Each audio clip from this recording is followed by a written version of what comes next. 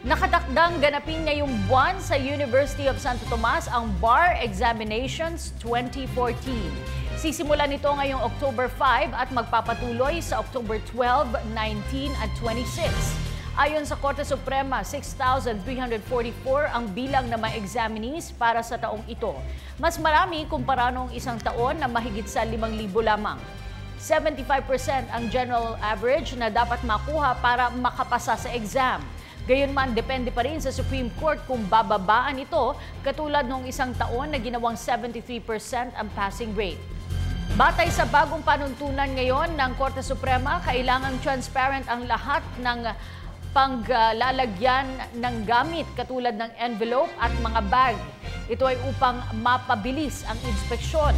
Gagamitin din ngayon ang barcode system upang mapadali ang paglabas ng resulta. Magkakaroon din ng libreng sakay ang Korte Suprema at Court of Appeals sakaling umulan sa mga araw ng pagsusuri.